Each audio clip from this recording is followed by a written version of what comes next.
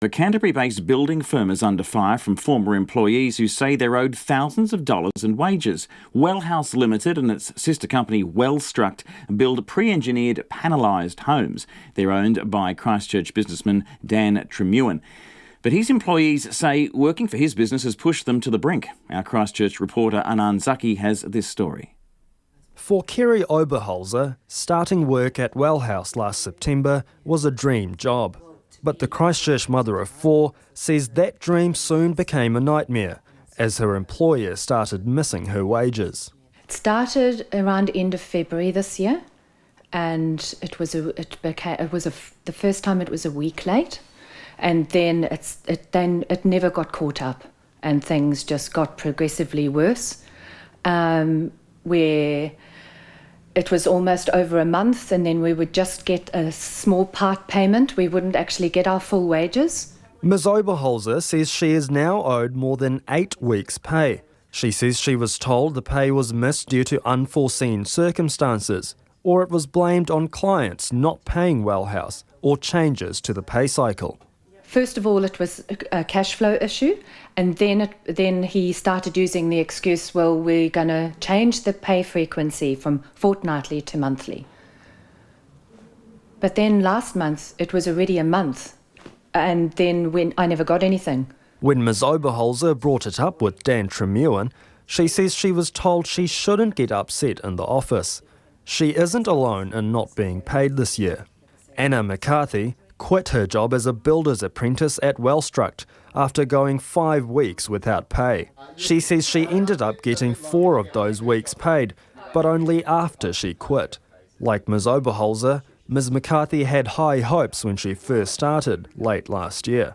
I was keen to give it a try and try a buildings apprenticeship, so I gave it a try. I did 10 hours a week for the first about 4 weeks, and then sort of decided that it was something I was kind of passionate about. I enjoyed it quite a bit, so signed a full-time contract and became a builder's apprentice. Ms McCarthy says she started part-time because she was the victim of an assault in 2017 and was getting back on her feet. But around March, she too started missing payslips. She says she too was told by Mr Tremewen that it was due to unforeseen circumstances. Ms McCarthy says it got to the point where she just couldn't handle it anymore.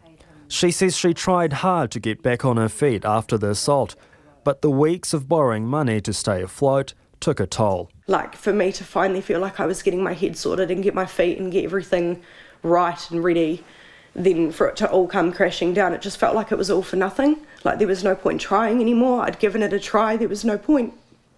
It became very difficult. And if I didn't have such good friends, I don't think that I would be here right now. And that's hard for me to say. It's the same story for Dom Whitkus, who was a carpenter for Wellstruct earlier this year. He says during his first month in March, things sailed smoothly, but then things started going downhill. So I kept asking, because if you don't ask, you're not going to get, and you don't really need to ask for payments usually, because it's part of the contract. So yeah, there were quite a few times, and not just me, my colleagues as well. We would get a couple of $100 transferred to last us, for gas. Mr Whitkus quit 2 weeks ago after 7 weeks without pay. He's since been paid most of his wages, but he says he's still owed 1 week's pay. But it's not just employees that have been owed money. Emails obtained by Checkpoint show that door installation business J&G Doors, who subcontracted for Welhaus, are owed just under $22,000 for services completed in October. J&G Doors General Manager Andy Butler confirmed to Checkpoint last week that the money was still outstanding. After a number of interview requests about the allegations of payment issues, Mr Tremewen finally agreed to talk to Checkpoint today. He acknowledged that Welhaus has been behind in paying staff, but blamed it on clients not paying Welhaus. Welhaus Christchurch hit some problems because it was not paid, and then that had a flow-on effect. Yes, the company has an obligation to pay its staff, and my view is that that is the first and foremost obligation. But the best way, what's great for the individual is not necessarily great for everyone as a whole. Dan Tremewen says the construction industry is prone to not being able to pay staff because of the difficulties in getting clients to pay up. If you're two big clients in any two big clients you're working for in any given month or two not pay, it has a huge effect. Mr. Tremewen also emailed Checkpoint after the interview. He says according to his records, 3 of the 4 employees who contacted Checkpoint had been paid in full, and there is a genuine dispute in relation to what is owed to the 4th employee. In Christchurch for Checkpoint, this is Anan Zaki.